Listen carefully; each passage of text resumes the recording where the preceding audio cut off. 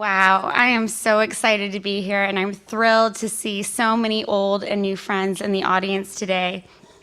I want to thank President Knapp, Diane Robinson Knapp, and Dr. Merrigan for their welcomes, and I really want to be able to add my own personal welcome to you all for coming to the first annual Food Tank Summit in collaboration with the George Washington University. Again, it's a real thrill to be here. George Washington could not have been a better partner. Thank you especially to Dr. Merrigan for putting this summit together, along with her amazing team of Donita Altieri and Anna Allegra. And special thank yous to Curtis Hyatt and Betty Saylor from George Washington for all of their help. Our goal for the Food Tank Summit is to bring together experts both on the stage and in the audience to talk about solutions for making the food system healthier, more just, and more sustainable for everyone.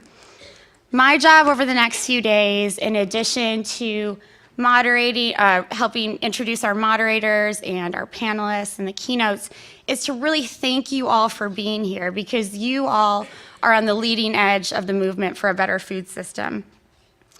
When we first started planning the summit last year, we weren't sure if anyone would be interested in attending. And it's so great to see this full room. We have, as Dr. Knapp mentioned before, around 1,500 people on the waiting list. And so hopefully next year we can have a much bigger venue and include as many of your voices as possible. I also want to say hello to our online audience and thank them for viewing via the live stream at foodtank.com. We're expecting thousands of viewers from more than 100 countries over the next few days. And I want to thank especially the Barilla Center for Food and Nutrition Foundation for making that live stream possible. I also want to thank Brendan Konacki and his team who are managing the live stream and helping get it to those thousands of people worldwide. We hope you'll join in sharing the messages that you take away from the summit via your emerging social media networks using hashtag #FoodTank, and that you'll all submit questions via our email account, questions@foodtank.com. I'd like to give you a sense of what the next few days will look like. We have over 80 speakers, and we did that on purpose to give as many individuals and organizations as possible who are working on hunger, obesity, sustainable food production, urban agriculture, food policy, nutrition, and a lot of other topics, the chance to have a dialogue with all of you, scientists, students, farmers, researchers, academics, journalists, and the whole range of people who are involved in the food system. The panels will each be moderated by a journalist. We are incredibly honored to have reporters and editors from National Geographic, Planet Forward, The Washington Post, National Public Radio, Bloomberg, Voice of America, and Politico, all moderating our events over the next few days, all of our panels over the next few days. Each panel will have a short keynote from an expert, and we'll have an hour including questions and answers from the audience in the room and online. We really hope that these panels, as Kathleen said before, will be dynamic, engaging, and fun. We want to get your questions. We want to know what you're doing in your own communities. We want solutions to come out of this conference. I'll be introducing each of our moderators and our keynotes very briefly, but their full bios, as well as their social media accounts, are in the program that you received when you walked in today. Obviously, an event like this requires a lot of great staff and a lot of volunteers to make it happen. First, I'd like to thank Food Tank's small but really energetic and incredible team, including Bernard Pollock, Sarah Small, Tom Atkins, Eliza Braun, and Vanessa Botera Lowry. We've also worked with some amazing George Washington students who helped coordinate the summit, including Megan McConigal, Allison Rubinoff, and Anna Boast. Thank you also to the more than 50 volunteers who are helping with the summit over the next few days and at tonight's reception. If you have any questions, please keep a lookout for the volunteers who are wearing all black. Not that unusual in Washington, D.C., but they also have volunteer badges on. Also, this summit and tonight's reception could not have been possible without Patrice Garrity of Buzz Productions, the Turgis Group, and Annette Nielsen of Kitchen Cabinet Events. Special thank yous also to the Washington Post, Joe Yonan, Edible DC's Susan Abel, Sustainable America's Jeremy Kranowitz, Chef Jose Andres, and Congresswoman Shelley Pingree, who will all be speaking at our reception and dinner tonight. We encourage all of you to join us at 5:30 at Farmers, Fishers, Bakers for our reception. If you have any questions about how to get tickets, please ask the volunteers or find me or one of the other staff members.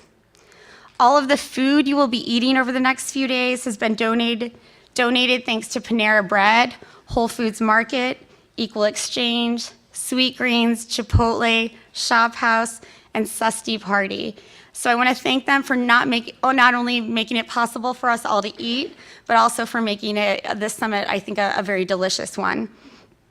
Throughout the program, we'll be showing videos between panels and during the lunches. Many thanks to Anna Lappe and the Real Food Media Project, Nourish, How It Grows, the movie Food Chains, and the Barilla Center for Food and Nutrition Foundation for providing these videos. And last but not least, let me thank the members of the Food Tank Board of Directors, some of whom will be speaking over the next few days, the Food Tank Advisory Board, and also Food Tank members who are both here in the room and watching online.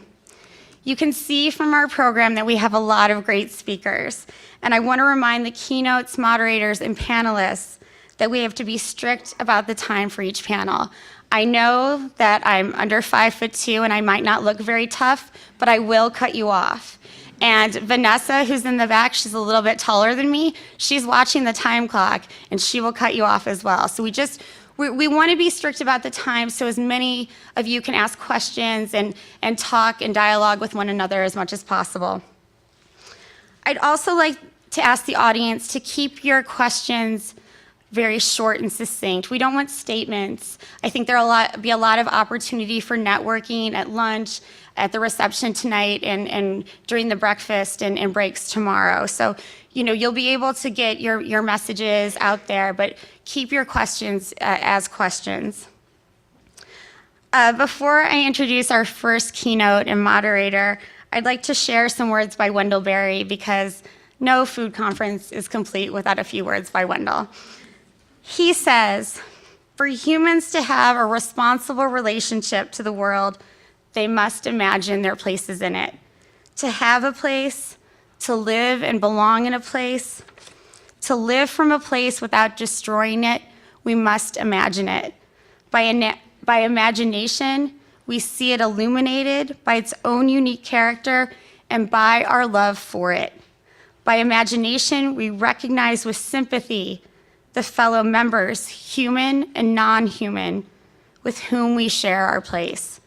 By that local experience, we see the need to grant a sort of preemptive sympathy to all the fellow members, the neighbors with whom we share the world.